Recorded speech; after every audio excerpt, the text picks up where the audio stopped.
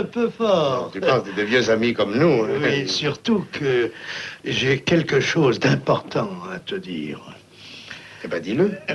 Tu sais que je suis ton ami, un vieil ami sincère, et que je n'ai jamais été indiscret.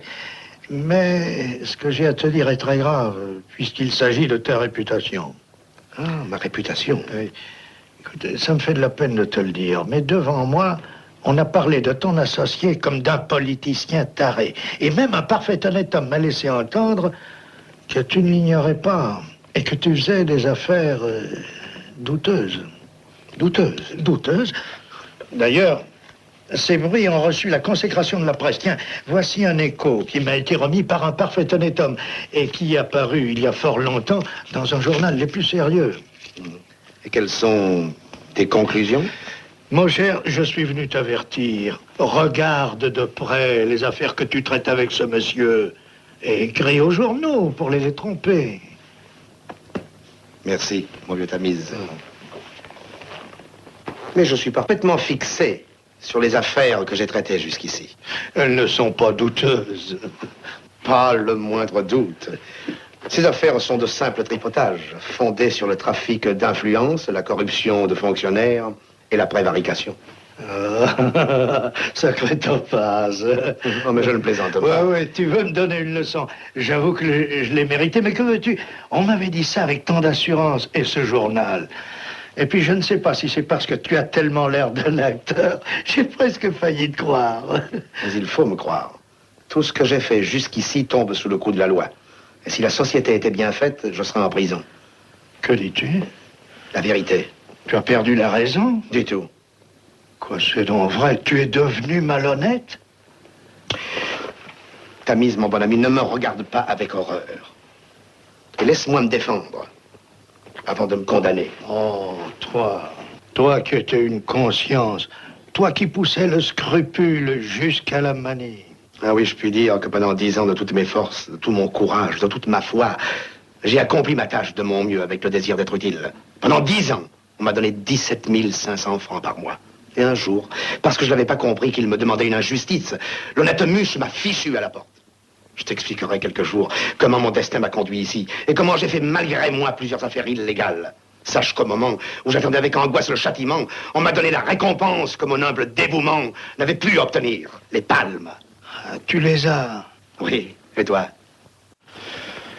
Pas encore. Tu le vois, mon bon Tamise. Si je suis sorti du droit chemin, je suis riche et respecté. Oh, sophisme, tu es respecté parce qu'on ignore ton indignité. Je l'ai cru, mais ce n'est pas vrai. Tu m'as dit tout à l'heure qu'un parfait honnête homme t'avait renseigné. Je parie que c'est Muche. Oui, et si tu l'entendais s'exprimer sur ton compte, tu rougirais. Ce parfait honnête homme est venu me voir. Je lui ai dit la vérité. Alors il m'a offert un faux témoignage, la main de sa fille et la présidence de la distribution des prix. La présidence? Et pourquoi? Parce que j'ai de l'argent. Et tu t'imagines que pour de l'argent? Mais oui, pauvre enfant que tu es. Ce journal champion de la morale ne voulait que 500 000 francs. Oh, l'argent. Tu n'en connais pas la valeur. Mais ouvre donc les yeux. Regarde la vie. Regarde tes contemporains. L'argent peut tout. Il permet tout. Il donne tout. Si je veux une maison moderne, une fosse dent invisible, la permission de faire gras le vendredi, mon éloge dans les journaux ou une femme dans mon lit, l'obtiendrai-je par des prières, le dévouement ou la vertu? Il ne faut qu'entrouvrir ce coffre et dire un petit mot. Combien? C'est la force qui gouverne le monde. Et ces petits rectangles de papier bruissant, voilà la forme moderne de la force. Il est heureux que tu aies quitté l'enseignement, car si tu redevenais professeur de morale... Sais-tu ce que je dirais à mes élèves? Mes enfants, les proverbes que vous voyez au mur de cette classe correspondaient peut-être jadis à une réalité disparue. Aujourd'hui, on dirait qu'ils ne servent qu'à lancer la foule sur une fausse piste pendant que les malins se partagent la proie. Si bien qu'à notre époque, le mépris des proverbes, c'est le commencement de la fortune. Si les professeurs avaient eu la moindre idée des réalités, voilà ce qu'ils t'auraient enseigné. Et tu ne serais pas maintenant un pauvre bougre. Oh, mon cher, je suis peut-être bougre, mais je ne suis pas pauvre. Toi, tu es pauvre au point de ne pas le savoir. Oh, non, non, je n'ai pas les moyens de me payer beaucoup de plaisirs matériels, mais ce sont les plus bas. Et du reste, tu sais que je suis très heureux. Et tu pourrais l'être 1000 fois plus si tu pouvais jouir du progrès. Et pourtant, le progrès, ceux qui l'ont permis, ce sont des gens à grosse tête, des gens comme toi. Oh, non, non, tu sais bien que je n'ai rien inventé. Oui, je le sais bien, tu n'es pas un de ceux qui nourrissent la flamme, mais tu la protèges de tes pauvres mains. Et j'ai la rage au cœur de voir les trous de cette philoselle. Parce que tu n'as jamais pu te payer ces gants de peau grise, fourrés de lapin que tu regardes depuis 3 ans dans la vitrine des 3 quartiers. Oui, c'est vrai, mais ils coûtent 800 francs. Je ne peux pourtant pas les voler. Mais c'est à toi qu'on les vole, puisque tu les mérites et que tu ne les as pas. Allons, gagne de l'argent, voyons. Comme toi. Merci bien. Oh, d'ailleurs, moi, je n'ai pas les mêmes motifs. Quel motif? Toutes ces théories, je vois très bien d'où elles viennent. Tu aimes une femme qui te demande de l'argent. Mais elle a raison. Tu vois, je te l'avais bien dit, Topaz, c'est une chanteuse. Et peut-être une chanteuse qui ne chante même pas. Ça coûte cher.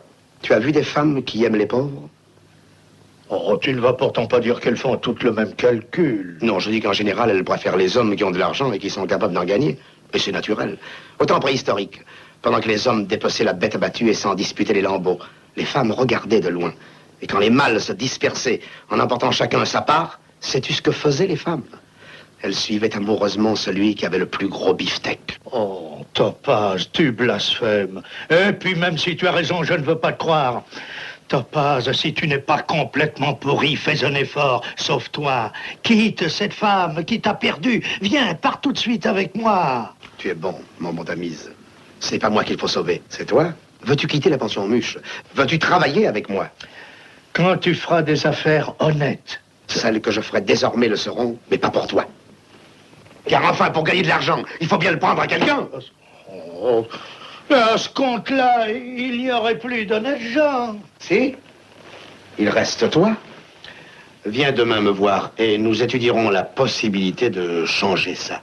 Ah non, surtout s'il ne reste plus que moi. Ils me feront peut-être une pension. Oh, vous êtes occupé. Tout est réglé. Je vous attends. Ah, c'est cette Dalila qui t'a rasé le poil. Elle est belle. Peux-tu venir me voir demain matin? Ah oui, c'est jeudi. Alors, au revoir, mon vieux, excuse-moi. Ah, Demain. je t'excuse.